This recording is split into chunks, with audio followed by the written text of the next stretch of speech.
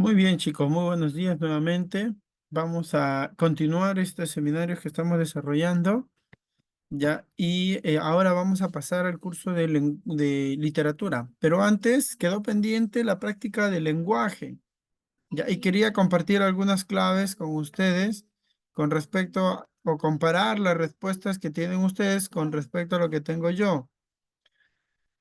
Ya, entonces, a ver si tienen a la mano sus claves, bien, sus respuestas para poder interactuar con respecto a este, ¿ya? Bien, entonces, a ver si ya estamos listos, me confirman, dame un like, por favor, ya, dame una reacción para saber si ya estás con tu material a la mano y empezar con esta práctica. Muy bien, Camila. Por ahí todavía sigue con nosotros las dos Kiaras. A ver, Kiaras, ¿qué dicen? Ah, el Ferchis también por ahí la veo. ¿Cómo estamos, Ferchis? Bien, profe, ¿y usted? También, bien, felizmente. Ya asumimos, ya lo asumimos, ya, ¿no? Ya pasó todo ya. Ya pasó. No Muy lo bien. supero, pero ya pasó. Todavía no lo superas, pero ya pasó. Eso es lo importante. Listo. Empezamos entonces con Ferchis. A ver, recordaremos que son ejemplos de ruidos. ¿Recuerda qué era el ruido? Fernanda, ¿tú recuerdas qué era el ruido? Más o menos. Ay, vamos, pues. Ya, a ver, haznos saber qué es lo que recuerdas más o menos.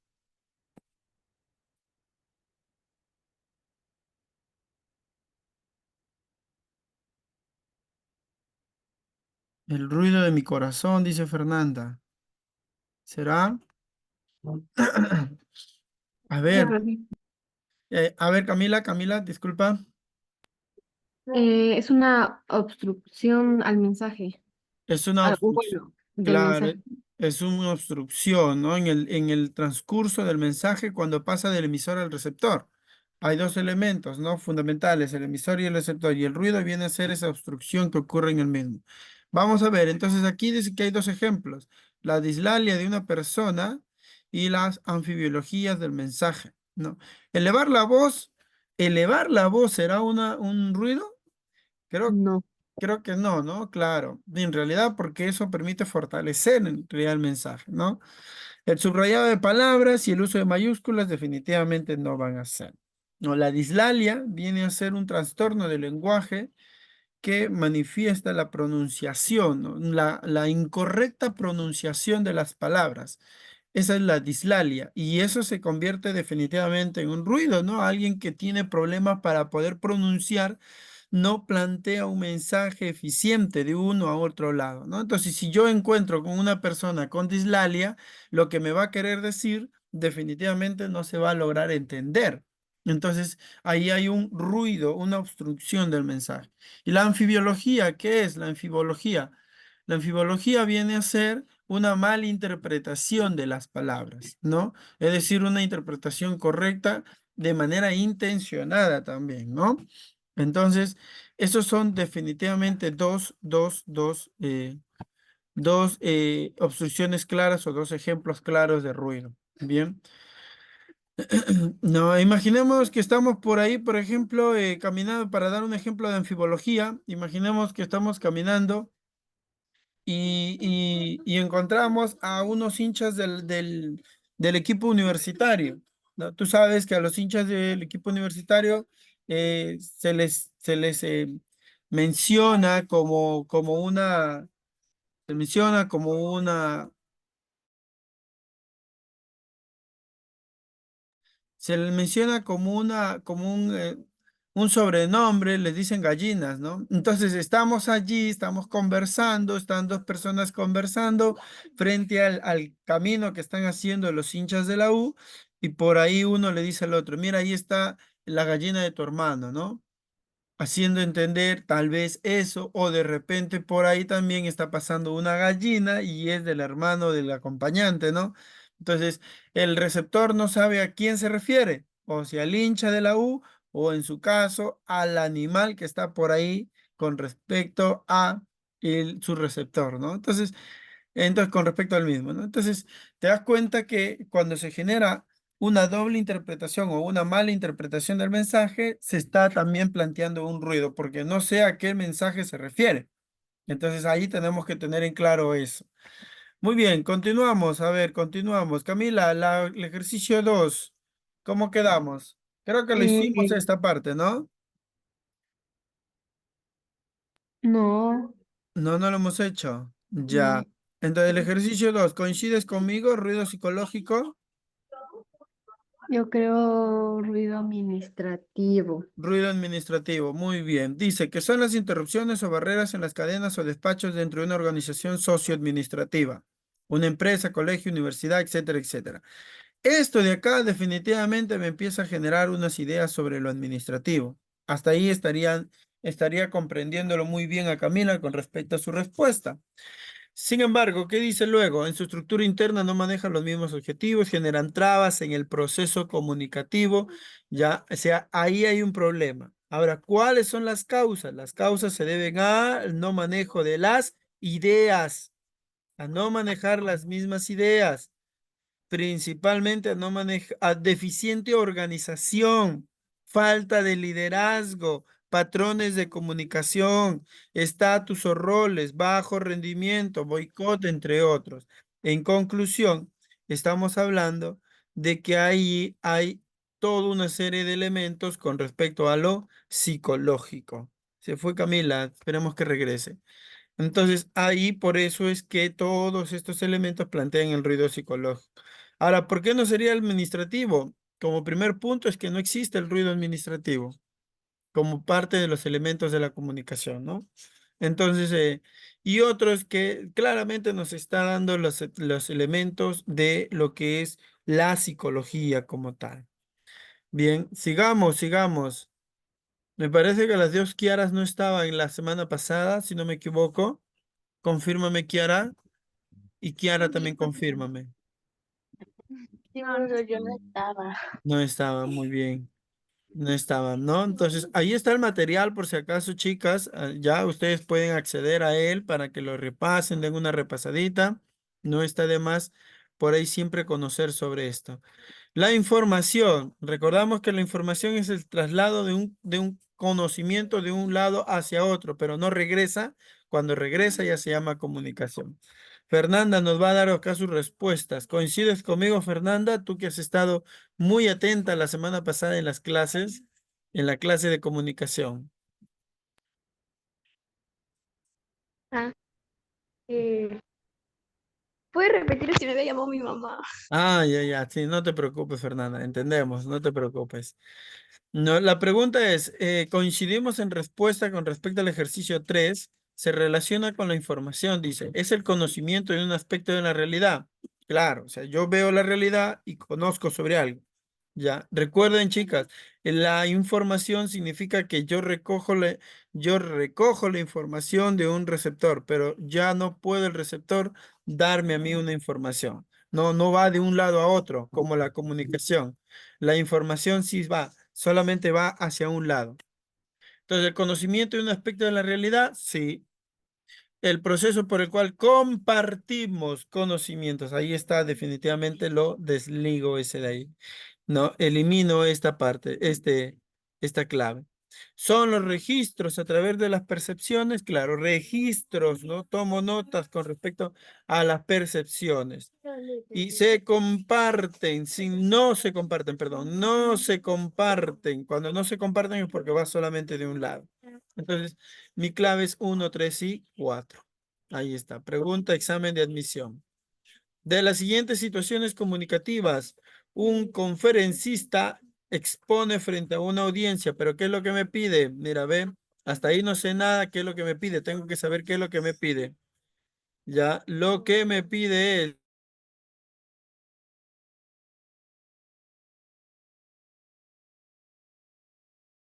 ¿qué es lo que me pide? Una comunicación poligestionada. ¿Qué es una comunicación poligestionada? Es una comunicación que va hacia un público grande, pero que está desarrollándose entre varios ponentes. Un ejemplo de una comunicación poligestionada es, por ejemplo, un debate. El debate de los presidentes en las elecciones. o de los candidatos a la presidencia. Esa es una comunicación poligestionada porque se da entre un grupo de personajes asistentes para un público en general, ¿no? Que nosotros lo vemos por la televisión y todo eso. Esa es una comunicación poligestionada. Ahora sí, vamos a ver qué es lo que nos pregunta. Un conferencista expone frente a una audiencia. ¿Tú qué dices, Mendoza? ¿Será una poligestionada o no? No, ¿Por qué no? porque usted está diciendo que son de dos personas que se refieren a un público en general. Muy bien, excelente, Kiara. Entonces, Luis deja un mensaje en la pared de los servicios higiénicos. Tampoco sería porque no hay una comunicación entre dos o más elementos. Un político debate con otro sobre la delincuencia. Ahí sí, hay una, una comunicación poligestionada. Un profesor responde preguntas a los estudiantes en clase. Ahí está la interacción, ¿no? Entonces tengo acá 3, 4 y ¿qué más por acá? El 5. Un jovencito pide permiso a sus padres para salir. También ahí veo justamente una comunicación poligestionada. Tengo entonces la clave 3, 4 y 5. Son ejemplos de actos informativos. Buscamos el significado de la palabra metamorfosis en el diccionario, ¿sí? Porque a las finales yo lo busco la palabra y recojo la información y se acabó. No hay una interacción ahí. Juan se da cuenta que las plantas se están secando en su jardín. Mira las plantas y procesa la información y se acabó. No hay una interacción, a menos que las plantas le hablen a Juan, ¿no? La cual no es posible. En el examen, Rosa percibe que su compañera está pálida, ¿no? Por ejemplo, cuando vimos ayer que Luana ya se moría, ¿no? Entonces, si Luana no nos hubiera hablado, hasta ahí hubiese sido una información. Solamente recojo la información de cómo está Luana. Pero en este caso, ya cuando Luana nos habló, ya estamos hablando de comunicación. Un sigo a través del tacto determina, y ahí es una comunicación no lingüística. Entonces ahí ya al decir comunicación no lingüística, entonces ya estamos hablando de una comunicación. Y me informo de la fecha del examen extraordinario a través de la web también. Entonces mi clave son ejemplos de actos informativos, el 1, el 2 y el 3. ¿Qué se necesita para que haya una adecuada comprensión del mensaje entre emisor y receptor? Lógicamente que ambos utilicen el mismo código. ¿Cuál es el código que utilizamos? El idioma o la lengua, ¿no? En este caso, por ejemplo, el español, o puede ser el inglés, o puede ser el francés, ¿no? Ambos personajes, ambos elementos deben tener el mismo mensaje, el mismo código, perdón. Muy bien, por acá, en la siguiente situación, el profesor de geografía, al darse cuenta de que sus alumnos se aburrían con la explicación de la clase, intentó ser más ameno, utilizó otros recursos. Entonces, de esta manera, el mensaje fue entendido con claridad. ¿Qué aplicó ahí? Lo que se llama el feedback.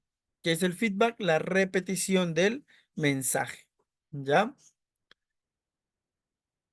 En la teoría de comunicación está constituido por la cantidad de información adicional que se incluye en el mensaje, por la cantidad de información adicional. En este caso viene a ser la retroalimentación. Sobre la retroalimentación, recuerda que ustedes ya conocen, ¿no? Es lo que justamente nosotros estamos conversando, mencionando, aplicando sobre los aciertos y desaciertos que tienen ustedes y chicos en el desarrollo de sus tareas o actividades, ¿no? Entonces, hasta ahí eso es justamente parte de la retroalimentación. En cambio, el feedback es una sola vez, ¿no? Por ejemplo, me dice, Kiara me llama por teléfono y me dice, profesor, hay esto y yo le digo, pero no se te escucha, repíteme por favor de nuevo el mensaje, ¿no? Y eso es justamente el feedback. O cuando le pregunté hace un rato a Fernanda, Fernanda, ¿cuál es tu respuesta? Y me dijo, profesor, ¿puede repetirme la pregunta? Ese es el feedback. En cambio, recuerda que la retroalimentación es con más interacción todavía, una tras pregunta, y más si todavía te hace la retroalimentación el profesor Daniel, ¿no? Se demora un año, ¿no? Mencionando cada es parte, ¿no? ¿Te acuerdas, Kiara Capristán, cuando se desarrolló el propósito comunicativo? ¿No? Como media hora estuvimos ahí, ¿Cómo olvidarlo, profe? definitivamente. Entonces, esa es la diferencia entre el feedback y la retroalimentación. 9. La reactualización, revaloración, retransmisión del mensaje o autorregulación del proceso se llama igual retroalimentación. Antes de empezar en su nuevo trabajo, Luis recibe un email de su jefe en el cual le da la bienvenida. ¿Cuáles son las formas de comunicación? A ver, para Kiara y para Kiara. Bidireccional, o sea que va en dos direcciones, ¿no? En este caso, por ejemplo, es bidireccional, porque yo pregunto y Kiara responde. Luego Kiara comenta y yo comento, o sea, ese es bidireccional, va en dos direcciones. Vertical, vertical es cuando cuando es tajante, o sea, no hay una interrupción ahí, no se puede responder, ¿no? Escuchamos, por ejemplo, a Dina Boluarte dar un mensaje a la nación por medio de la televisión. Ese es vertical, porque tú no le vas a poder responder, ¿no? Tú no vas a acercarte al televisor y le vas a decir, Dina, una pregunta. No, no puedes, ¿no? Entonces, ese es vertical. ¿Qué más? Indirecta, ya. Y cuando la comunicación precisamente no es face to face, ¿no? En este caso es, por ejemplo, una comunicación indirecta, porque no estamos frente a frente. Y especialmente, ahora, la pregunta sería, para ti, Mendoza, Kiara, cuando la comunicación no es face to face, es indirecta, pero cuando la comunicación ya es frente a frente, se llamaría directa. Ahora, Kiara, la pregunta es, Mendoza, eh, ¿qué pasa si tú prendes tu cámara y tú justamente dejas ver tu rostro? ¿Podríamos hablar de que es una comunicación directa?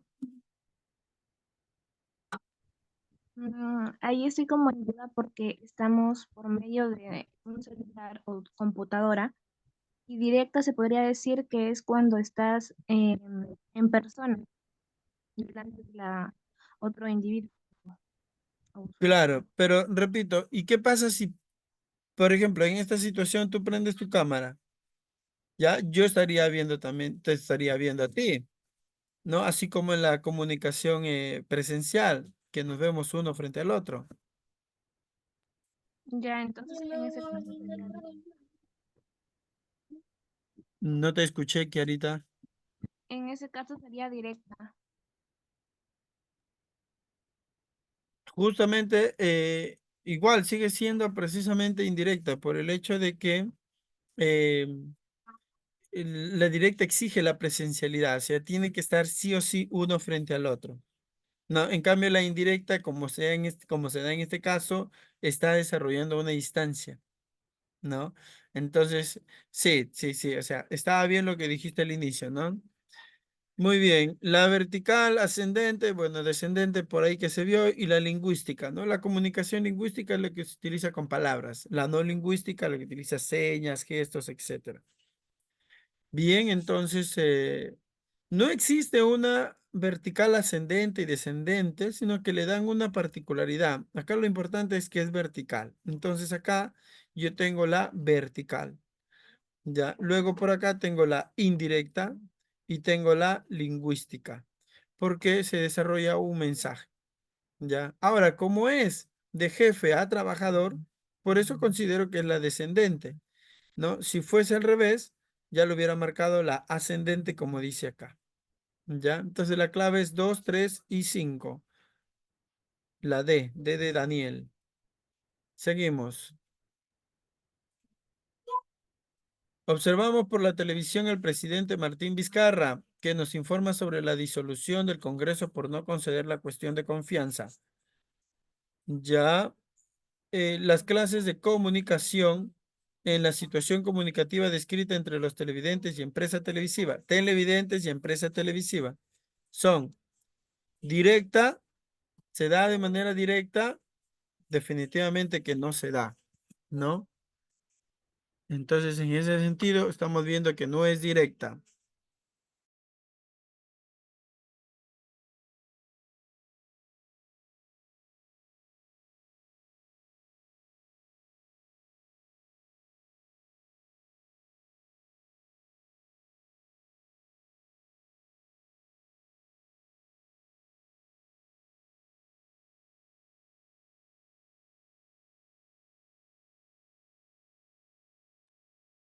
Listo. Muy bien. Continuamos entonces. ¿Me confirman si se escucha? ¿Si se escucha bien?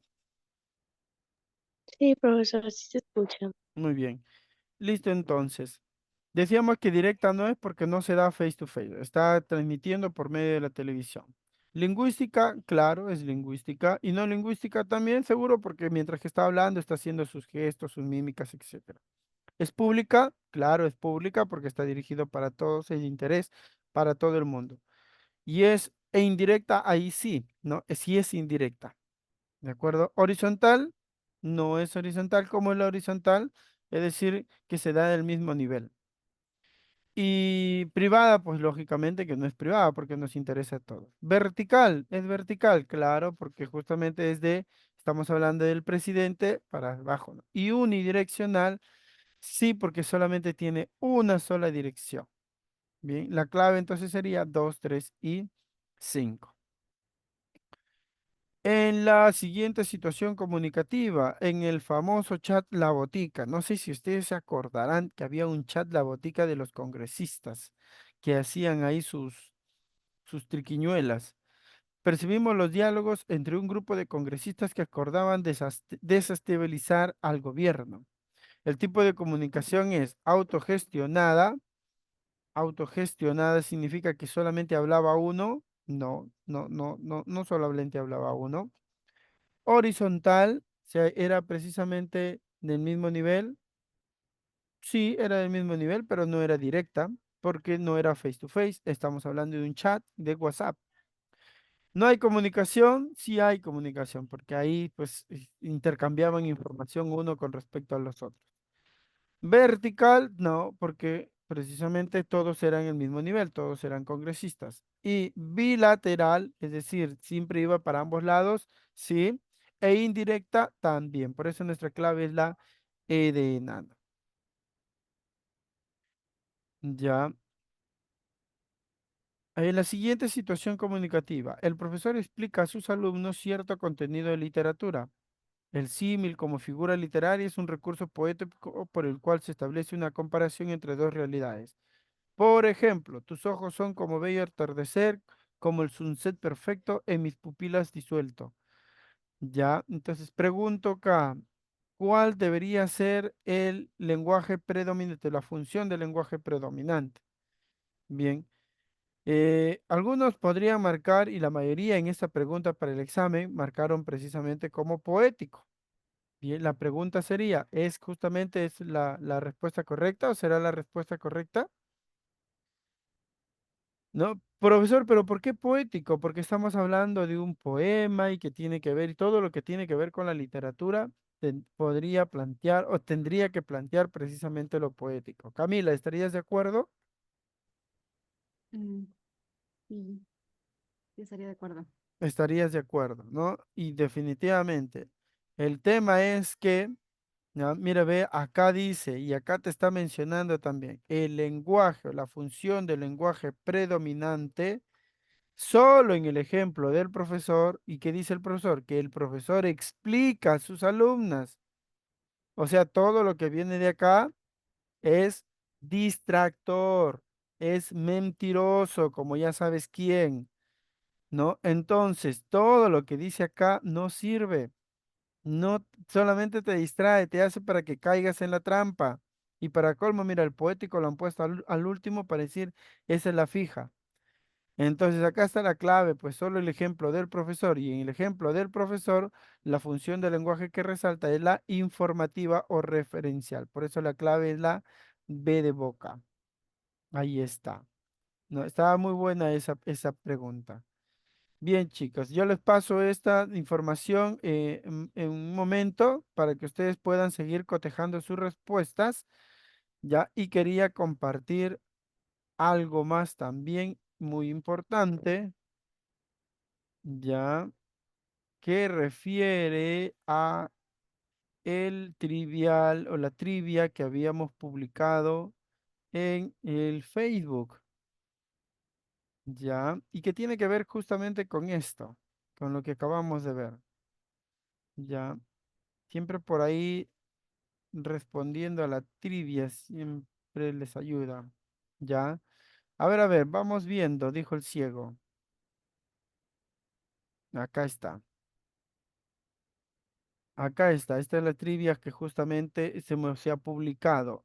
El día de domingo de la semana pasada se desarrolló el primer sumativo del CEPUM para el ingresar a la Universidad Nacional de Trujillo.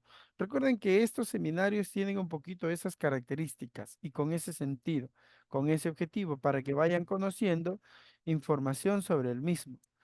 Entonces, en base a ese aspecto, bien, tomé una pregunta de ese examen. Mira, como dice acá abajo, pregunta del examen de admisión CEPUN 2025-1 del área A, del área que pertenece a medicina. Y dice, en el siguiente fragmento, mientras esperaba a que hirviera la infusión sentado junto a la hornilla de barro cocido en una actitud de confiada e inocente expectativa, el coronel experimentó la sensación que nacían hongos y lirios venenosos en sus tripas. Este es un fragmento de la obra El coronel no tiene quien le escriba de Gabriel García Márquez. La pregunta fue, ¿cuál es la función que se presenta en este fragmento? Acá no dice nada más, mira, ve. Entonces, ¿es esteticista, cognoscitiva, ética o catártica? Y la clave es,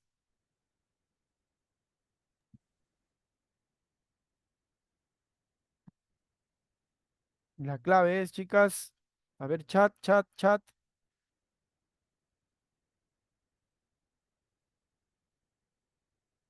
Si desean, lo podemos ver. La esteticista es la A, la B, la C y la D. Esteticista A, cognitiva B, ética C y catártica D. D de dado. A ver, catártica dice Camila. Y Fernanda, a ver, coméntame tú, porque las Kiaras sí no se ubican en ese aspecto, sí. A ver, veamos rápidamente la información. A ver, muy rápido, nada más, así a la velocidad de la luz para ingresar a lo que nos compete ahora. La información que está en el grupo o está en el Drive ya me dice que las funciones del lenguaje son la expresiva, que plantea, proyecta actitudes, sentimientos, también se le dice la emotiva o la sintomática. La referencial, que también se le llama la representativa, que se encarga de transmitir información. También está la apelativa, que busca precisamente provocar una respuesta o reacción. También se le llama exhortativa o conativa. La fática, que es la que permite comprobar o contrastar el proceso de comunicativo, ¿no? Hace rato, como ejemplo, lo que habíamos visto con Ferchis. Profesor, ¿me puede repetir la pregunta? Esa es la función fática, la que busca reforzar el mensaje que se ha dicho. La metalingüística, la que permite esclarecer con otras palabras la relación de un significado, ¿no? Es decir, también hace referencia a la especificación de un mensaje, ¿no? A la especificación, para no caer en la ambigüedad. ¿Recuerdas el ejemplo de la gallina? Cuando me especificas a qué gallina te refieres, ya entonces estoy desarrollando la función metalingüística. Y finalmente la poética, la que tiene que ver con el arte de las palabras, o sea, con la literatura en general, también llamada la estética. En base a ese recordatorio, entonces, ahora sí dime con confianza, díganme con confianza, ¿cuál es la clave? La A, dígame, ¿la esteticista, la cognoscitiva, la ética o la catártica? A ver, ahora sí.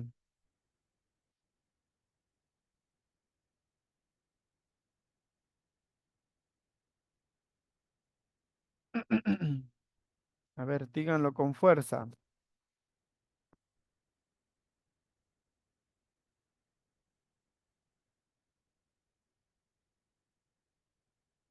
Si estoy hablando de un escritor que es Gabriel García Márquez y si estoy hablando de un fragmento de su novela que es El coronel no tiene quien le escriba, ¿qué función está cumpliendo el lenguaje? La cognoscitiva nos brinda una información, la ética no existe, la catártica tampoco no existe, ¿y qué me queda? ¿La estética o la cognoscitiva? ¿Cuál sería? La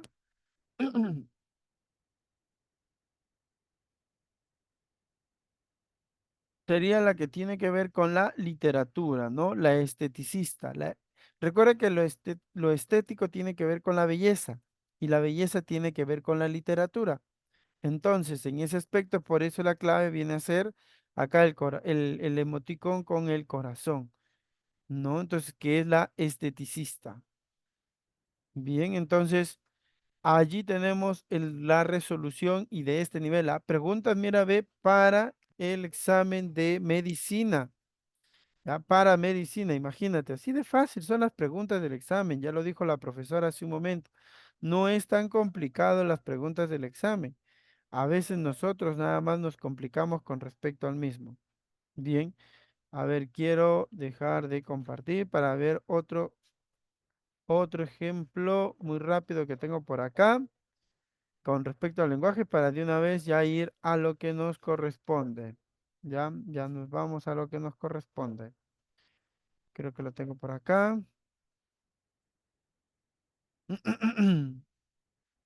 Bien, entonces, esto también refiere al examen de este domingo que hemos hecho o que se ha hecho. Ya, que tiene, a ver dónde estás. Acá vamos a ver rápidamente qué preguntas han venido en el examen. Muy fácil el examen, por cierto, muy fácil.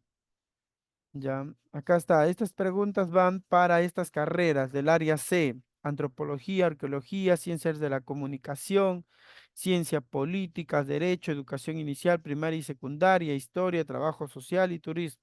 Un examen así respondió el profesor Daniel Mirabe, de lengua y literatura, de la carrera que yo estudié. De acá está, domingo 26 de mayo. Preguntas de desarrollo, hay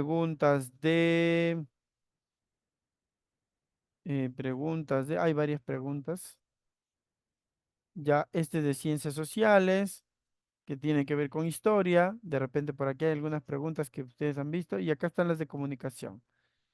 A ver, ¿qué nos dice las de comunicación? Uy, no se ve. ¿Qué será? ¿No se ve o? Ya. A ver, mientras esperaba que hirviera la función que se representa allá. Acá está que acabamos de hacer. Ya, pero no se visualiza muy bien.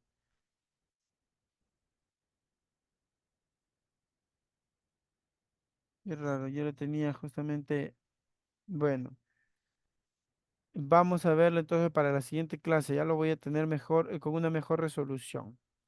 Bien, entonces, bueno, esa ha sido más o menos la idea de con respecto a los exámenes. Vamos a ir desarrollándolos también y vamos a ir conociendo un poquito las preguntas que vienen en el mismo.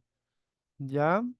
Lo que sí, más bien, vamos a ir visitando también la página de Facebook para ir interactuando. Ahí voy a estar publicando más preguntas que tienen que ver con lo que corresponde a los exámenes. Y acá se viene el segundo examen, que es el examen el examen sumativo o el segundo examen sumativo. Entonces, para que lo tengan en cuenta. Bueno, el día de hoy vamos a trabajar lo que es literatura. Bien, y quiero empezar con el tema de textos literarios y no literarios. Bien, para ello, a ver, quiero que me ayuden, por favor. De los siguientes textos presentados, ¿cuál consideras que sea literario y no literario? A ver, empezamos. El diario El Comercio, ¿será un texto literario o no literario? ¿Qué dicen? A ver, díganme. Yo les escucho, yo lo copio la respuesta acá. ¿Literario o no literario?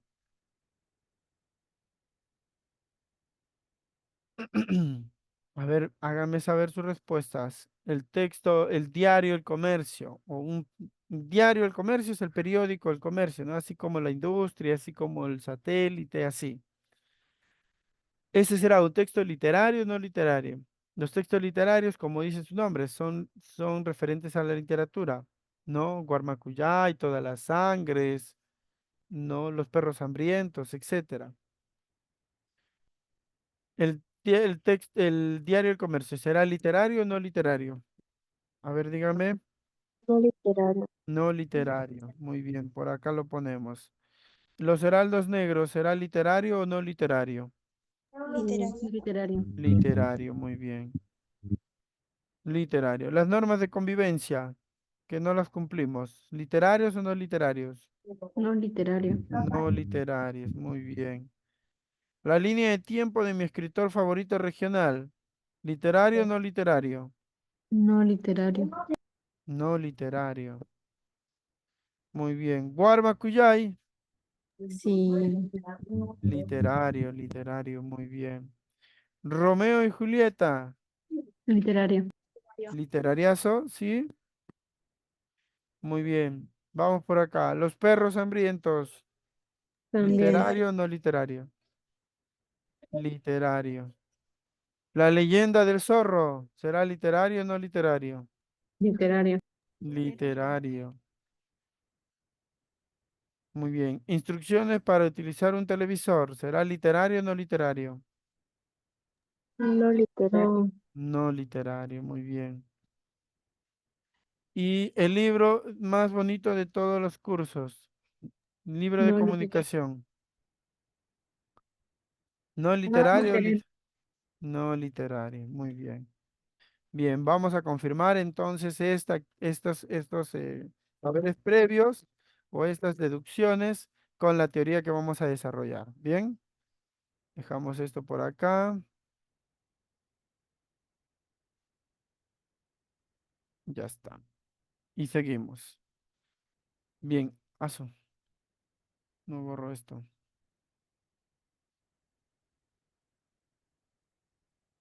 Bien, a ver, lo primero que podemos decir es que el término literario, ya, es un adjetivo de tipo calificativo que se utiliza, es decir, yo voy a plantear si un texto es literario o no es literario. Por eso es un adjetivo, bien, que se relaciona con la literatura y que tiene un vínculo con ella.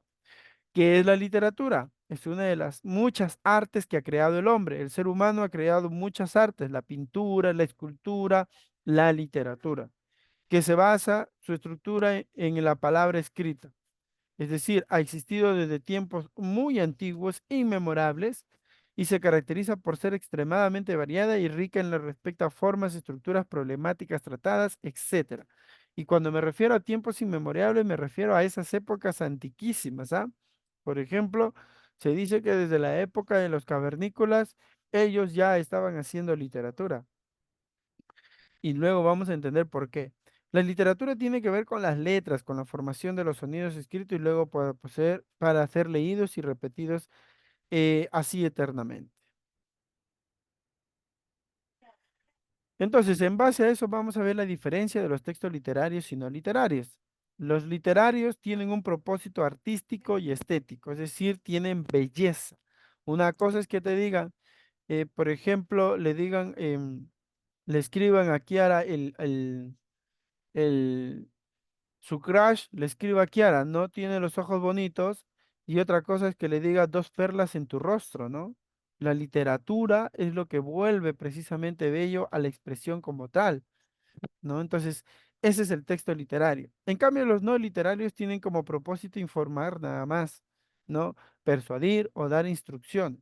Por ejemplo, un ensayo es un texto no literario porque no tiene el propósito de enamorarnos con sus palabras, sino solamente persuadirnos o instruirnos o también informarnos.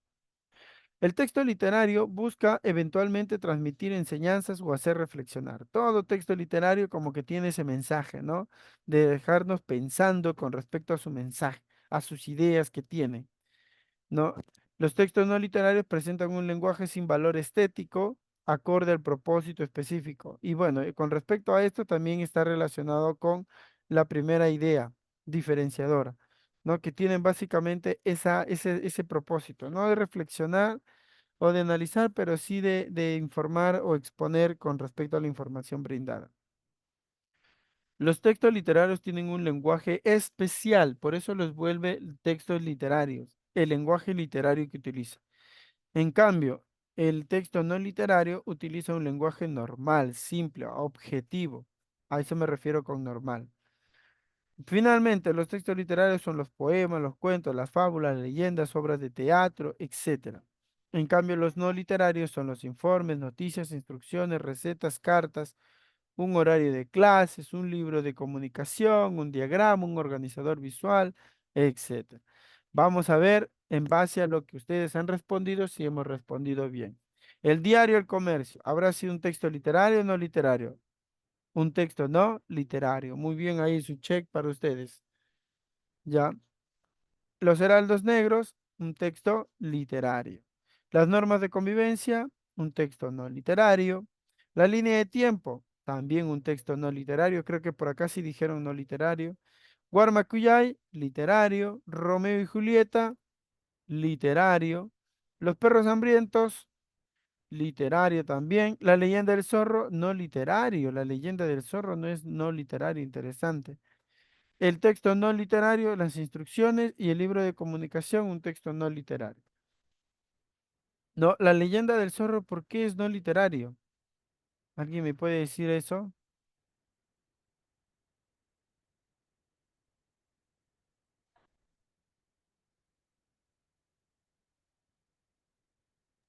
Creo que es porque las leyendas más que todo son contadas y no escritas. Podría ser, ¿no? En este caso sí podría ser justamente un argumento, pero si nos referimos a la leyenda como especie literaria, ya, como especie literaria, en este caso del género narrativo, tendría que ser literario, ¿no? Si nos referimos, por ejemplo, a un programa, ¿no? Que en este caso, ustedes recuerdan la película del zorro o la serie del zorro. Entonces, si nos planteamos a ese ejemplo, como está en este caso, y creo que se debió ser más específico, no, la serie de la leyenda del zorro, ahí se convierte en un no literal. Bien, en este caso se está tratando bajo esa idea de que es una serie o es una película, porque una película o una serie no es un texto literario. Bien, muy bien. Entonces, en base a eso, podemos decir que el discurso o el texto literario viene a ser, puede ser oral o puede ser escrito, ahí justamente para darle ese alcance a Kiara. Ya, un texto literario puede ser oral o puede ser escrito. Bien, de un tema determinado y que se plantea de forma estética, armoniosa y sistemática. Bien, que surge de la experiencia del autor. ¿Y por qué puede ser oral? Porque antiguamente recuerden que la literatura no había escritura. Hace un momento la profesora de historia acababa de mencionar el punto de partida cuando surgió la escritura. Y es que antes, en el desarrollo del ser humano, no se había desarrollado la escritura, no había aparecido la escritura. Entonces, en ese sentido, la literatura se daba de manera oral. Grandes obras como por ejemplo la Ilíada, la Odisea, son obras que surgieron precisamente de manera oral y se transmitió de manera oral, de una a otra, ¿no? Entonces, en esa idea podemos entender que la literatura puede ser oral o puede ser escrita. Bien. Ahora, entonces, acá tenemos un ejemplo de literatura escrita. ¿No? Este es el, más bien les comparto la información, este es el cuento más pequeño del mundo. Y dice así, cuando despertó, el dinosaurio todavía estaba allí. Escrito por Augusto Monterroso. Este es el cuento, este es un cuento y es el cuento más corto del mundo. Bien, así que eso es justamente. Ahora, ¿por qué es un texto literario? Porque dice, mira, cuando despertó, significa que está hablando de alguien que ha estado durmiendo. Y dice, el dinosaurio, dinosaurios no existen, entonces estamos hablando de ficción. El texto literario se caracteriza porque es ficcional, es irreal. Se basa en la realidad, pero sigue siendo irreal. El texto literario es mentiroso, no existe, ¿ya? Que todavía estaba allí, ¿no? Entonces, por eso es un texto literario. También hay funciones en la literatura. Por ejemplo, la función estética, que es básicamente su función principal y refiere a que la literatura transmite belleza, pues, ¿no? Eso sí está muy claro y tiene que ver con la función del lenguaje. También es una función cognoscitiva, ideológica y social. ¿A qué se refiere eso? Que la literatura es una forma de conocimiento, individuo y de la sociedad. La obra literaria es testimonio de una época, de ideales y del entorno histórico en los cuales se desenvuelve. es un documento social de su tiempo.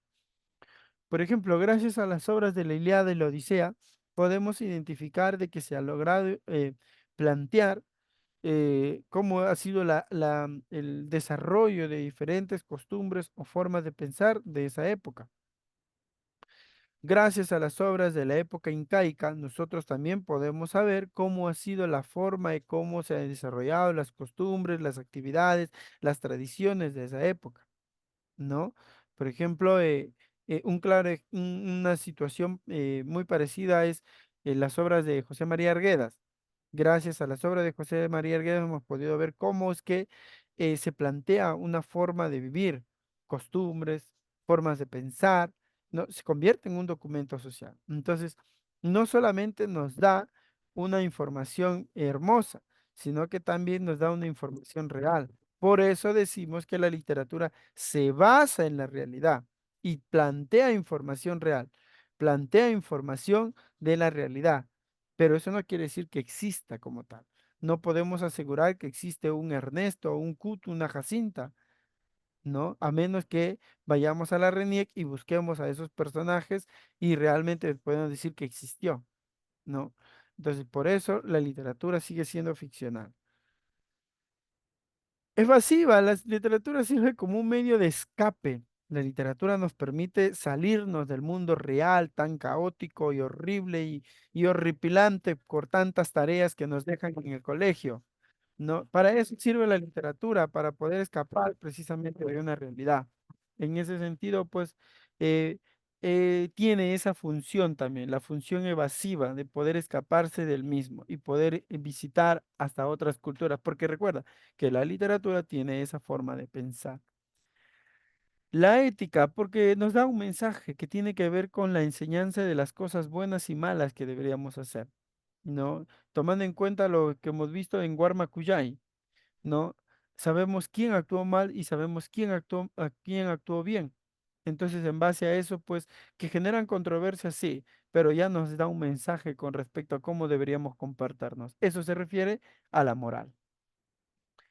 Y finalmente, la función catártica. Mira, justo lo que habían puesto hace un momento, ¿no? Pero tenía que ver con la literatura, no con el lenguaje. La catártica es la purificación del alma mediante emociones y pasiones motivadas intencionalmente por el discurso literario. Es decir, tú cuando justamente escuchas un mensaje, no, no sé, por ejemplo, escuchas el sermón del padre en la iglesia, tú está generando en ti sentimientos y emociones de cambio, ¿no? Catártico significa eso, ¿no? Regresar sobre ti o analizar sobre ti lo que estás realizando para buscar cambios positivos o cambios constructivos. Entonces, en ese sentido, la literatura también nos genera eso. Si nos está generando una reflexión sobre la moral, sobre la sociedad, sobre la realidad, entonces, para poder encontrar un cambio, definitivamente estoy desarrollando la función catártica. Muy bien. Y bueno, acá están las funciones, los géneros literarios, ¿no? Existen estos géneros, bien, que es el género épico, el género lírico, el género dramático, el género narrativo y el género expositivo. El género épico, que se parece mucho al narrativo, algunos lo llaman género épico guión narrativo, ¿ya? Pero a veces a otros lo separan, ¿no? En este caso yo le creo conveniente separar. Está la epopeya, el cantar de gesta, el poema épico. En el lírico ya están relacionados a los poemas, ¿ya? Acá tengan sus apuntes, por favor, ¿ya? El género lírico tiene que ver todo con la poesía, ya tiene que estar relacionado todo con la poesía, inclusive las canciones, claro. Las canciones que escuchamos, por ejemplo, en YouTube no sé, en los reproductores de los celulares, ya no les hablo de la radio porque estoy seguro que ni siquiera conocen ustedes la radio. Pero bueno, justamente las canciones también, las letras, solamente las letras. Canción es una especie del género lírico. Es una especie, así como la égloga, la elegía, la oda, la sátira, también existe la canción, ¿no? Sino que nuestra idea de canción es justamente lo que vemos escuchamos, vemos en YouTube o escuchamos en los reproductores, que mezcla toque precisamente musical e instrumental, perdón, ¿no? Mezcla el toque instrumental con la letra la especie lírica que es la canción. Entonces, pero en realidad solamente canción se llama a la especie lírica. También tenemos a lo que es el género dramático, que tiene sus especies, la tragedia, la comedia y el drama. Al género narrativo, que está el cuento, la novela, la fábula, el mito, la leyenda. Y finalmente por acá tenemos el expositivo, que es el ensayo, la monografía, la tesis, ¿no? Por acá sobre ensayos ya conocemos, entonces por ahí justamente tenemos referencia. A ver, entonces vamos viendo el género épico, que es un texto en verso que narra las hazañas y aventuras de un héroe. Pueden ser históricos o mitológicos. Los personajes, según los expertos, nació en el siglo 7 antes de Cristo y consideran a Homero como el padre y el precursor de lo que es el género épico. No, el género épico viene a ser un planteamiento, un género de la época antigua. ¿No? Entonces, ¿cuáles son sus características? Primero resalta los personajes de de una obra, ¿no? Resalta o señala a estos personajes. Por ejemplo, en la obra La Ilíada, el personaje principal, por ejemplo, Aquiles, ¿no? Resalta la habilidad que tuvo Aquiles, la destreza con respecto a él y todas las acciones que realizaron. ¿No? En el caso de la Odisea, resalta también a un personaje, justamente que es Odiseo. Entonces, las obras épicas plantearon eso, precisamente la idea de desarrollar en base a un personaje, resaltar sus hazañas de un personaje. También plantea elementos sobrenaturales, ¿no? Habla de dioses y justamente de dioses y semidioses y ninfas y esto, ¿no? De que no existe mucho en la realidad. Sea el caso, por ejemplo, ¿no? De que, por ejemplo, se dice, bueno, dice la historia, que la mamá de Aquiles, ¿no? Era una ninfa que tuvo un amorío con un mortal, ¿no? Entonces, a partir de eso, di que Aquiles fue cuando o fue quien fue bañado en las aguas del, del río, del río Estigia o de las aguas de la inmortalidad para ser un guerrero perfecto, ¿no? Entonces, ¿qué hizo la ninfa, su mamá, la mamá de Aquiles? Lo tomó Aquiles del talón y lo sumergió sobre estas aguas de la inmortalidad, donde se bañaban solamente los dioses y los semidioses. Lo sumergió y de ahí justamente lo sacó. Pero como lo había tomado del talón, el único lugar que no se había mojado con estas aguas era el talón. De esta historia es que nace precisamente eh, nace aquella frase que dice el talón de Aquiles, que hace referencia a la debilidad de una persona, porque solamente fue el único espacio de su cuerpo débil frente a cualquier acción que le pueda ocurrir. Muy bien, también es en narración en verso, justamente tengamos en cuenta esto, ¿no?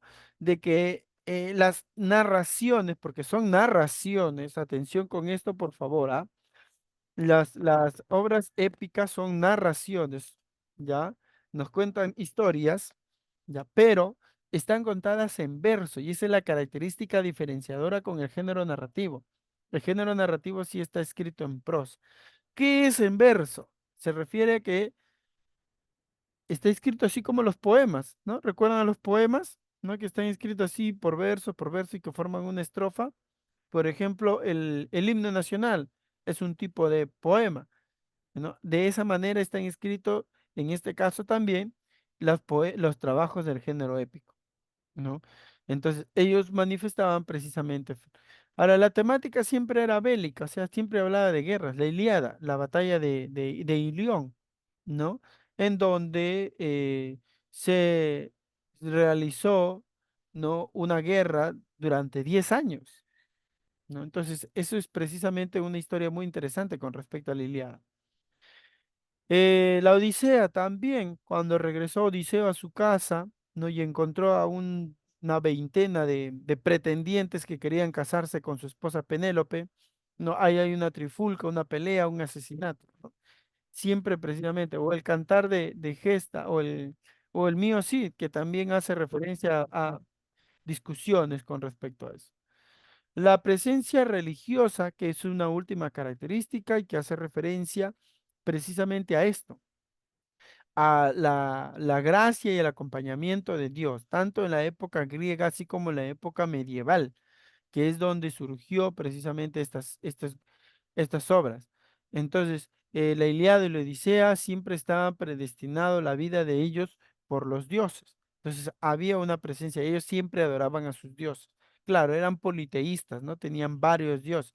En cambio, en la época medieval, que fue después de la época de la cultura griega, ya se desarrolló lo que es ya la presencia de Dios, ese Dios que nosotros conocemos de la religión católica. Entonces también las obras estaban determinadas por estos personajes.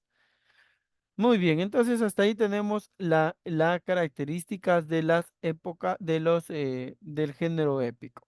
Bien, entonces para recapitular, ¿no, Camila? ¿Cuál era la diferencia entre el género épico y el género narrativo?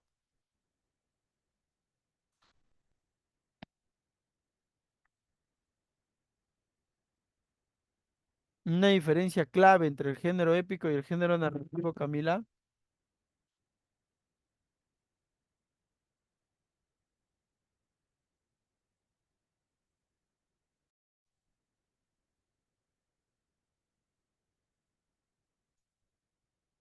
Uy, ¿no me escucha?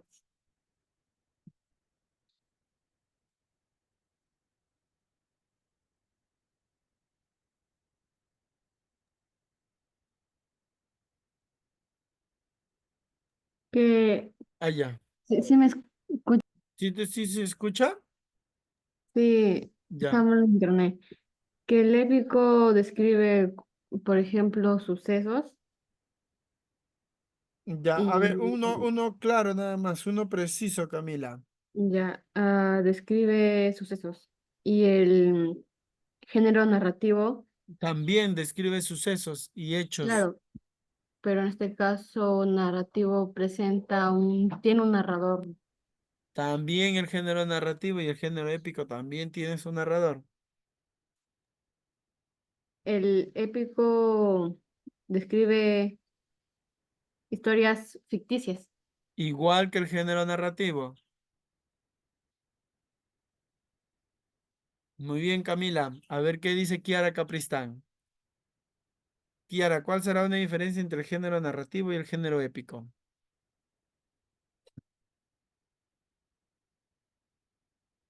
El épico más que todo cuenta lo que son las hazañas, las historias, Igual que el y el género narrativo. narrador, mm,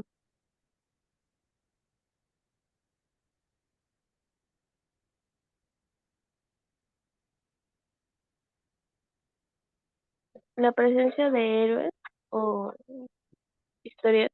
Los héroes también se presentan como personajes en la historia del género narrativo.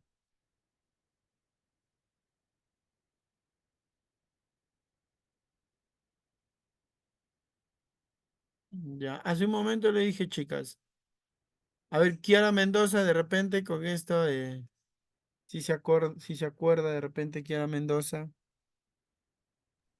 A ver, profesor, en el género narrativo es cuando narran la historia en sí o los hechos que se producen. Y en el género épico, los personajes son los que protagonizan los hechos o aventuras que se presentan. Ya, pero todavía sigo sin marcar una referencia bien resaltante.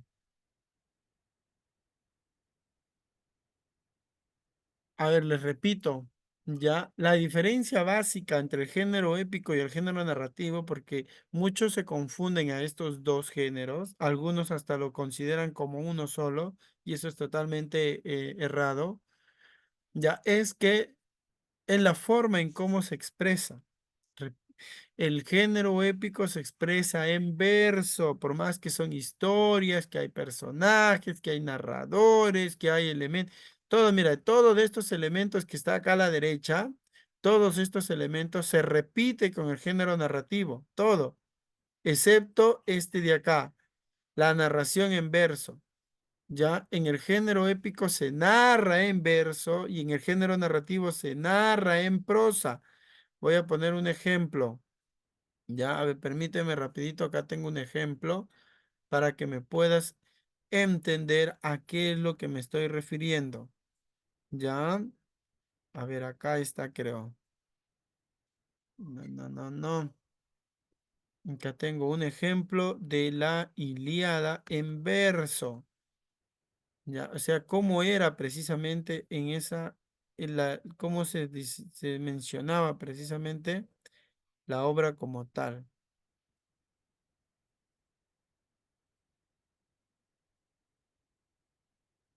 A ver, a ver, a ver.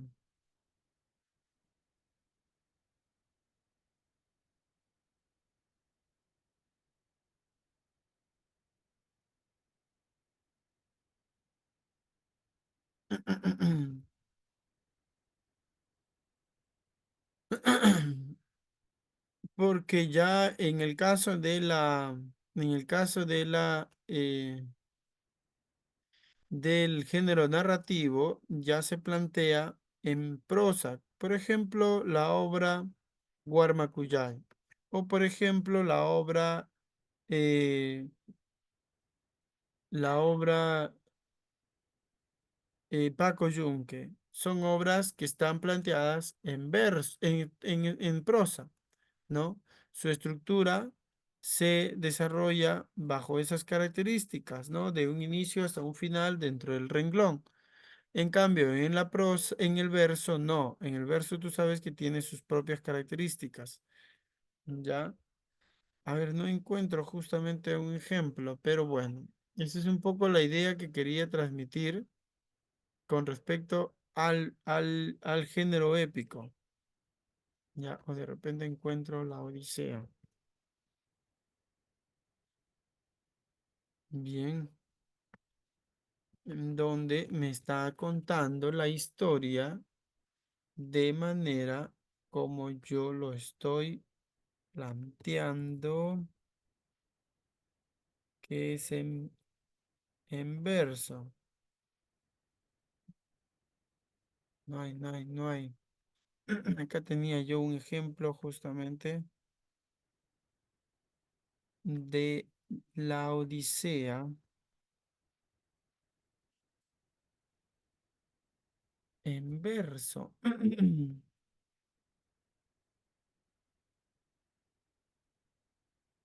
No, ya les voy a pasar en todo caso en verso, ¿ya?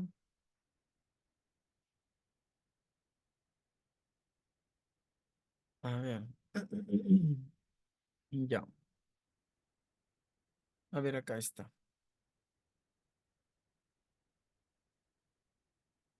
Miren, acá está una obra que está en prosa.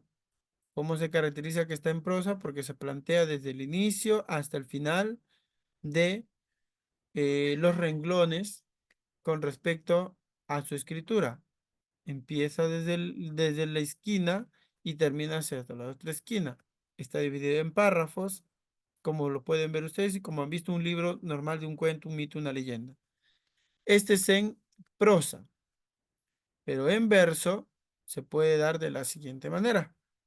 Mira, ve, ya no está, no todos tienen la misma altura, sino hay variaciones con respecto a eso, ¿no? Entonces, en ese sentido, tengo, por ejemplo, acá dice, entre tanto, la sólida nave en su curso ligero se enfrentó a las sirenas, un soplo feliz la impelía, mas de pronto cesó aquella brisa, una calma profunda, se sintió alrededor, algún dios alisaba las olas. Levantóronse entonces mis hombres, plegaron la vela, lo dejaron caer al fondo del barco y sentándose al remo, bloqueaban de espumas al mar con las palas pulidas. ¿No? Entonces, ese es más o menos cómo fue escrito. En este caso dice la Odisea, un fragmento de la Odisea. Y así eran escritos las obras en esas épocas, ¿no? A diferencia de ahora, ¿no? Ahora mayormente se escribe en prosa. Y esa es la diferencia entre la prosa y el verso. Bien, ojalá que ahora sí haya sido un poquito más claro. Y esa es la diferencia entre el género narrativo y también el género y el género épico que estamos viendo. Sigamos. Ahora el género narrativo, justamente, ¿no? Tiene un narrador, pueden ser relatos reales o ficticios. Cuando digo reales, significa que me baso en la realidad, ¿ya? Que está escrito en prosa, acabamos de decir, explicar, y que tiene narraciones de historias. ¿Cuáles son los elementos del género narrativo? El narrador ya dijimos que es el protagonista, el omnisciente, el testigo, el objetivo. Los personajes pueden ser los principales, los secundarios o los incidentales. ¿Quiénes son los incidentales? Son los personajes que aparecen de manera incidencial, de manera esporádica. No se concentra con respecto a ellos. Bien.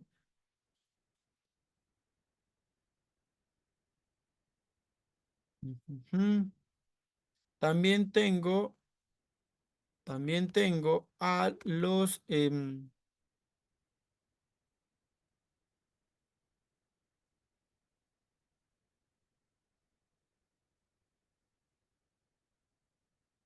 perdón.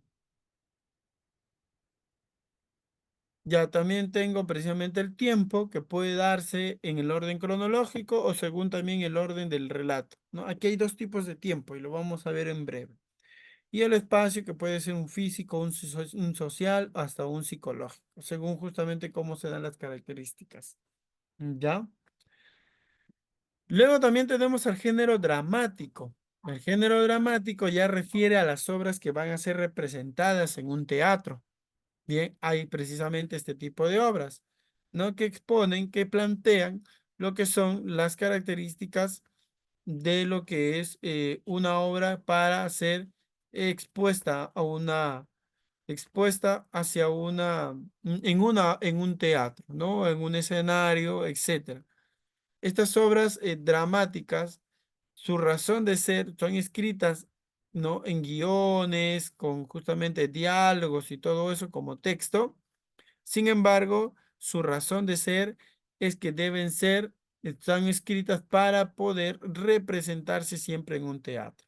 Bien, plantea lo que es la vida de una persona, ¿no? La vida en general como la persona, igual que expone una historia, como justamente se dio en el caso de Grecia. Bien, su estructura tiene tres partes, igual que el texto narrativo, pero, repito, la diferencia, por ejemplo, del texto dramático con los otros géneros o del género dramático con los otros géneros, es que el género lírico, el épico, el narrativo, son géneros que se quedan en los libros, que se plantean como tal. Ya, acá tengo, por ejemplo, la historia, ¿no? Acá tengo la historia.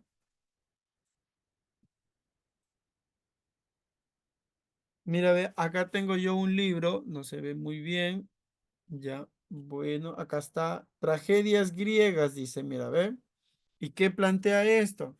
Una historia en donde está este personaje eh, que es precisamente Orfeo, un personaje que los dioses lo habían castigado al mismo por haberse atrevido a quitarle un valor para los mismos, ¿no?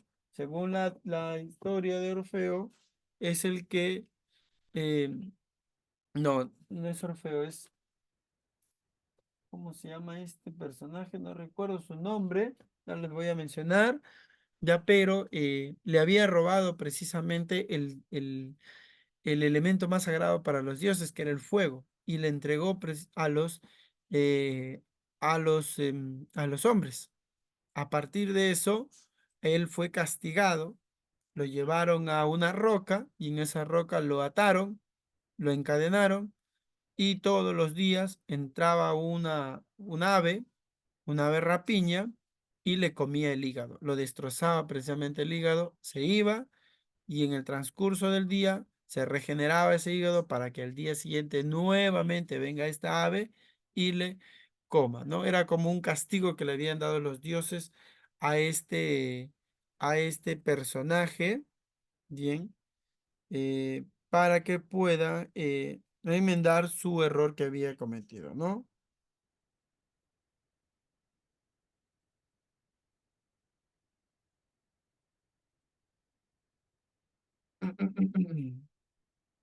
Prometeo, era Prometeo, ya me acordé, ya, era Prometeo, ¿no? Prometeo el que le robó el fuego a los dioses.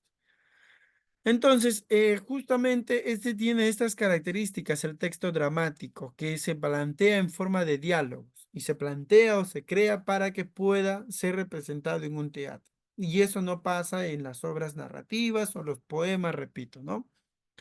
Los aspectos formales que tiene el texto principal y el texto secundario, ¿no? Se plantean lo que son los diálogos, los monólogos, ¿no? ¿Qué son los monólogos? Las participaciones donde solamente se expone se presenta un solo personaje a hablar.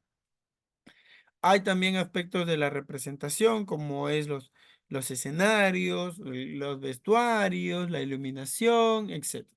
Y bueno, está también lo que son las historias como tal, ¿no? Divididas, mejor dicho. El género dramático se divide en la tragedia, la comedia, el drama, ¿no? La tragicomedia que se parece al drama y la autosacramental, que eran especies de épocas antiguas.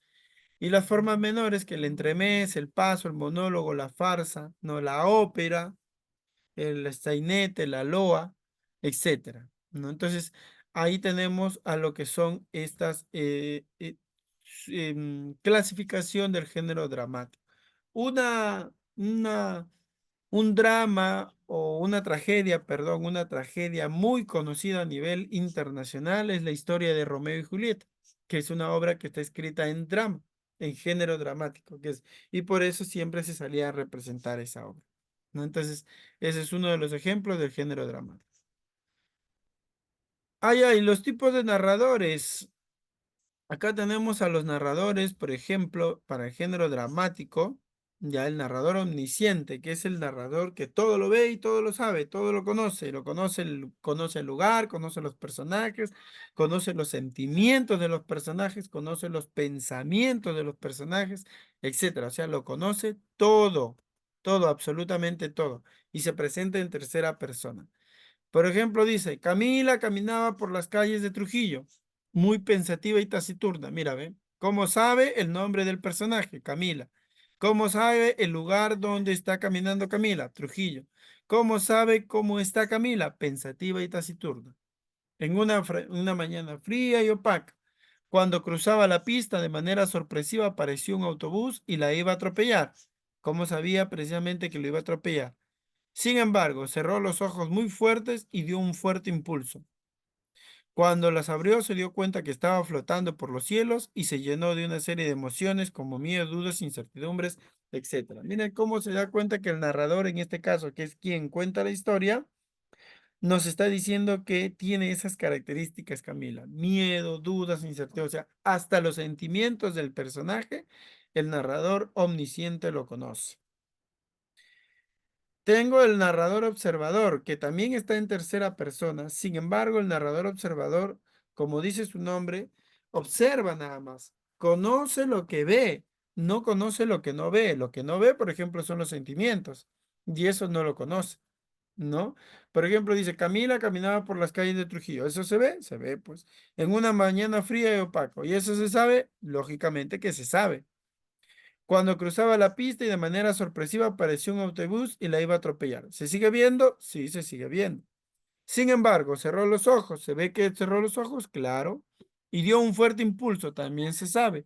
Cuando los abrió se dio cuenta que estaba flotando por los cielos. Pero lo que ya no se sabría o ya no se conoce es que cómo se sentía Camila, porque esa es parte de sus sentimientos de Camila y eso no se expone. Entonces, esa es la característica y diferencia entre el narrador omnisciente y el narrador observador. ¿No? Atención con eso porque voy a preguntar después. Luego tenemos al narrador en primera persona, que es el narrador protagonista. Es también un personaje o es un personaje de la historia. Sigamos hablando de Camila. Dice, camino por las calles de Trujillo. ¿Quién está caminando? Yo. Es que puede ser un personaje, ¿no? Entonces, en una mañana fría y opaca, mira cómo cambia, ha cambiado totalmente el manejo del pronombre. Cuando de repente se me ocurre cruzar la pista, ya no dice se le ocurre, sino a mí, porque yo estoy hablando, yo soy el personaje. Y de manera sorpresiva me pasó un autobús y me iba a atropellar. Sin embargo, cierro los ojos, muy fuerte. ¿Quién? Yo cierro los ojos y doy un fuerte impulso. ¿Quién? Yo doy ese fuerte impulso. Cuando los abro me doy cuenta que estaba flotando por los cielos. Entonces se dan cuenta, el narrador protagonista ya es el que él mismo está contando su propia historia. Finalmente tenemos el narrador personaje secundario, que es el testigo, ¿no? Que mira las acciones principales, ¿no? Como si fuese que en ese atropello que iba a ocurrir, justo está pasando Kiara por ahí y mira todos los hechos. Entonces, ella también es un personaje o un narrador personaje, pero secundario, porque sobre ella, sobre Kiara no nos concentramos, sino nos concentramos sobre Camila. El narrador en segunda persona ya es creado por el efecto de estar contando la historia a sí mismo o a un yo desdoblado, ¿no? Por ejemplo, recoges tu portafolio y dejas la propina. Piensas que otro historiador joven, en condiciones semejantes a las tuyas, ya ha leído ese mismo aviso, tomando la delantera, ocupado el puesto. Tratas de olvidar mientras caminas a la esquina. Esperas el autobús, enciendes un cigarrillo, repites en silencio las flechas que debes memorizar para que esos niños amodorrados te respondan. ¿No? Entonces, ¿allí qué hay? Aquí pareciese que estuviese en primera persona. Recoges tu portafolio, ¿no? Tú estás recogiendo tu portafolio, dejas la propina, piensas que otro historiador joven en condiciones semejantes a las tuyas ya ha leído ese mismo aviso, tomando, tomado la delantera, ocupado el puesto, ¿no? Entonces, acá ya es un poquito más compleja esta narración, sin embargo, también, y es más escasa también estas participaciones, ¿no? Por eso la más común es la primera y la segunda en realidad. La primera en persona y segunda persona. Y quiero terminar planteándoles algunas técnicas narrativas, ya, que se utiliza en la construcción de los textos narrativos especialmente. Por ejemplo, está la técnica del contrapunto. Para poder yo hacer un texto narrativo, ya, yo he utilizado lo que es algunas técnicas, que es lo que me da precisamente un marcado de diferencia con respecto a esto, ¿no? Por ejemplo, tengo la técnica narrativa de la dinámica que presenta el contrapunto, que es una dinámica que presenta simultáneamente tiempos y lugares y personajes sin prevenir al lector. O sea, hacen un cambio ahí de personajes y de tiempo de manera abrupta. Yo estoy leyendo sobre un tema y me cambia de personajes, escenarios, tiempos, etcétera. Alternan planos distintos a causa del espacio y el tiempo del personaje. En el seno de un monólogo interior, porque ahí se está desarrollando. Un monólogo viene a ser la participación de uno solo. Y ahí se está desarrollando eso. No, presente, pasado y futuro, alternando, mezclando la mente del personaje. En la descripción y narración objetiva pueden aparecer también diferentes planos narrativos que transcurren en espacios más o menos aledaños dentro de un mismo instante de temporalidad. Por ejemplo, Kelleher cierra su libro diario. El pequecone sube a un tranvía. Un marinero se desliza por la esquina. Body Wright toma la sopa en la cocina llena de humo. La chica rubia prepara una cestilla de flores. La mecanógrafa Dune escribe y atiende el teléfono. Si se dan cuenta, acá están planteando una serie de hechos de diferentes lugares y diferentes personajes. Primero nos habla de Connie, que cierra un libro. Luego nos habla de Come, que sube a un tranvía. Luego a un marinero que se desliza por la esquina. Dos personajes toman la sopa en la cocina. Luego una rubia prepara una cestilla y una mecanógrafa que atiende el teléfono. Entonces, son diferentes momentos, diferentes personajes, diferentes escenarios que se menciona para un propósito, lógicamente, pero si te das cuenta, sobre diferentes espacios, ¿no? Esa es la técnica del contrapunto, para marcar diferencia con respecto a lo que se va a manifestar. Otra técnica es el monólogo interior, que como hace un momento les dije, esta técnica hace referencia a la manifestación, o sea, voy a contar qué es lo que piensa mi personaje, qué es lo que razona. Nosotros en nuestra vida nos a veces generamos monólogos, ¿no? Mientras que vamos pensando. Voy en el micro y me pongo a pensar, ¿no? ¿Qué será de mi vida ahora con tanta tarea? Ya mejor debo rendirme, ya no me asisto al colegio. Son reflexiones con respecto a lo que está ocurriendo uno. Un ejemplo claro dice, me acuerdo que mi padre siempre decía, mira cómo se está conversando con él mismo. Decía que la razón de vivir era prepararse a estar mucho tiempo muerto. Y como yo tenía que mirarlos un día tras otro, cada cual con su secreto y su pensamiento egoísta, y con la sangre extraña a la sangre del otro y a la mía, y pensaba que era al parecer para mí ese era el único modo de preparar. Entonces, acá el monólogo interior es esa técnica que manifiesta reflexiones y pensamientos sobre una situación o un hecho que haya pasado. El flashback, que es la analepsis. ¿Qué es la analepsis? Es el regreso al pasado. Ya, el flashback es una técnica que hace referencia a que tú vas a ir al pasado y vas a regresar rápidamente. Por eso se llama flashback, ¿no? Es un regreso momentáneo al pasado para que luego se continúe con la historia. Ella olía igual que Sandra, la chica a la que besé en 1970. Mira, entonces acá está el presente y acá está regresando al pasado. En mi antiguo coche, el mismo olor afrutado, inocente. Sin embargo, su energía y su aspecto era tan diferente. No se parecían en nada más. La mujer tenía delante en ese momento era única y no quise perder el tiempo en pedirle una cita. Entonces, ¿cuál es el flashback acá? Al inicio nada más dice, la chica a la que besé en 1970 en mi antiguo coche. Regresa al pasado para luego nuevamente volver al presente.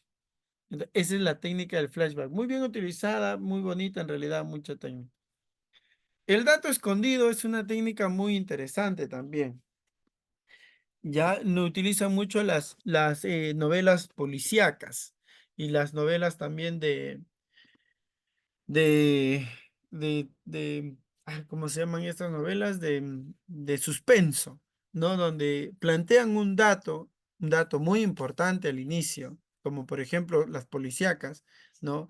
Hay un personaje que aparece muerto en la historia y lo que hacen los detectives es empezar a buscar quién es el causante de esa muerte. Y en el desarrollo de toda la historia está desarrollando, se está planteando precisamente una serie de elementos o informaciones para encontrar precisamente al personaje que mató al primer personaje. Entonces, ese se llama el dato escondido, que desde el inicio de la historia plantea una información, pero que no manifiesta la información completa y que en el transcurso del mismo va encontrándose pistas para que finalmente se encuentre esa información que faltaba, ¿no? Mucho se trabaja eso en las historias de Sherlock Holmes, ¿no? Si habrán visto las películas de repente de Sherlock Holmes. Entonces, ellos precisamente son películas que hacen referencia o son novelas que hacen referencia a esto. La caja china también es muy parecida, toma mucho como con el tema del flashback, que es una técnica también conocida como muñecas rusas. Es una caja dentro de otra caja, ¿no? Como cuando vas a recibir tu regalo y a veces el tóxico es muy creativo y te mete en una caja sobre otra, sobre otra, sobre otra, o dentro de otra, ¿no? Entonces... Esa es la técnica de la caja china, ¿ya? Que consiste en meter una historia dentro de otra historia. Por ejemplo, en la novela Las Mil y Una Noches, es una recopilación de cuentos tradicionales del Medio Oriente, en el cual un relato surge de otro relato. En los cuentos de Sherezade, ¿sí? No de la novela, la esposa del sultán cada noche le cuenta historias para evitar ser degollada, ¿no? Bueno, la historia de las mil y una noches se plantea de que pues Sherezade se casó precisamente con un sultán, pero este sultán la iba a matar. Entonces, en esa idea, para que no la mate, Sherezade le cuenta una historia al anochecer, ¿ya? Y cuando justamente estaba a punto de terminar esa historia, se da cuenta que puede surgir otra. Entonces, ¿qué hace Sherezade? Le dice, te contaré lo que sigue de esta historia, porque está desarrollando, y a partir de que casi termina, aparece otra historia, ¿no? Entonces, ¿qué hace ahí justamente el sultán? Quiere saber cómo termina eso o cómo aparece la otra historia.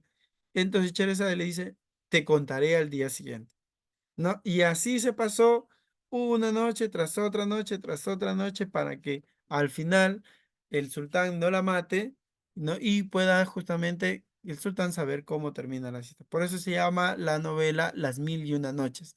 No sé si ustedes habrán escuchado justamente ese nombre, pero de eso se trata la técnica de la caja china, que tiene una historia dentro de otra historia y así sucesivamente. Finalmente, los vasos comunicantes, ¿no? Que es una técnica muy buena, la verdad. A mí me llama mucho la atención y me gusta. En algún momento también lo he utilizado, ya que hace referencia a este procedimiento es que dos o más historias contadas simultáneamente se influyen una con respecto a la otra. ¿Ya? Es decir, hay un punto central en donde se desarrolla lo que es una historia, en donde se van a encontrar dos o tres historias, ¿ya? Entonces, en ese sentido, se están contando dos o tres historias al paralelo, ¿no? Hay una canción, hay una canción de Río Roma, su video, no sé si ustedes lo han visto, sí, creo seguro, ya que hace referencia precisamente y que utiliza esta técnica, bien, que se llama, la canción se llama Tú me cambiaste la vida, creo que se llama la canción, ya que dentro de su videoclip plantea precisamente las dos historias que hago referencia y que te encuentran un punto central al final de la misma. Bien, a ver,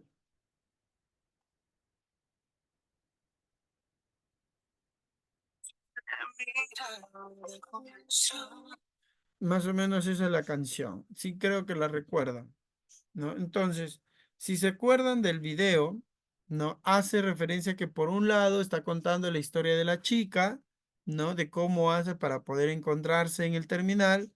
Y por otro lado está contando la historia del chico. Son dos historias que están caminando, se puede decir así, al mismo tiempo, ¿no? Están surgiendo y están contándose al mismo tiempo, para que luego al final del mismo logren encontrarse al final de la historia, ¿no? Esos son los vasos comunicantes. Una historia, una técnica muy, muy interesante, muy buena, ¿no? Después se hizo una película también con esa técnica, la verdad, muy buena también. Se llama Amores Perros, ya una mexicana, que utilizó muy bien también esa técnica y contó ahí o planteó tres historias. Entonces, esos son los vasos comunicantes. Muy bien, entonces en base a esto, bien, en base a esto vamos a terminar compartiendo un poquito la práctica que también ya les he compartido, ya, y poder responder brevemente algunas preguntas. Se los voy a dejar también para la próxima semana para que ustedes lo puedan terminar, ya, y ver a ver cómo nos va, ya. A ver, ¿qué dice por acá? Sobre las técnicas narrativas, justo dicen. No, el personaje se adentra en su conciencia con cuál de estos lo relaciona. A ver, dígame por favor su clave, ¿ya? Solamente voy a hacer esta y luego justamente vamos terminando. Ya, ¿cuál es la relación de de esta alternativa con las alternativas que están abajo. El personaje se adentra en su propia conciencia. La uno, ¿con cuál será? Con dato escondido, flashback, Monólogo, monólogo, raconto, vasos comunicantes. monólogo. Monólogo. El uno con la C. A ver, ¿cuál es uno con la C? Mira, ve, acá está el uno con la C y acá está el uno con la C. Por descarte, mira, ve, mira, ya estoy sacando mi clave, ¿ah? Por descarte me quedo con la B y me quedo con la E. Ahí está. El resto ya no me valen. Así puedo ir haciendo, es una estrategia para resolver las preguntas. Luego, recuerdos más o menos extensos. Más o menos extensos. El flashback. El flashback era corto, ¿recuerdan? Entonces, El dato el dato escondido. escondido, pero el dato escondido no es un recuerdo. Es Mm, la D. ¿La qué? La D. La D, raconto. Por descarte, tendría que ser la D. Muy bien, Kiara. Por descarte, tendría que ser la D. ¿Por qué? Vamos a ver. Omite un elemento principal. Omite. ¿Cuál es esa? Omite un elemento principal. ¿Qué técnica es?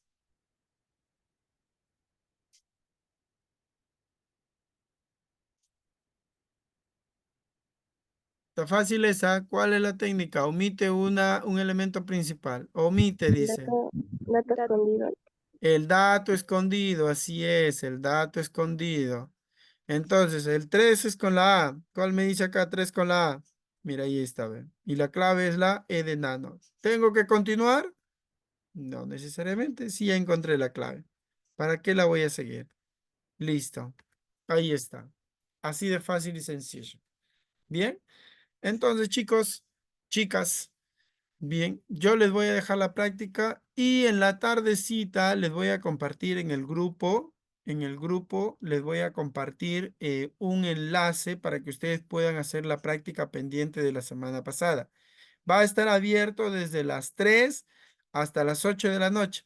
Ustedes se toman su tiempo, ven un espacio, ya para que vayan resolviendo. Vienen preguntas de lenguaje, vienen preguntas de literatura y vienen preguntas de historia.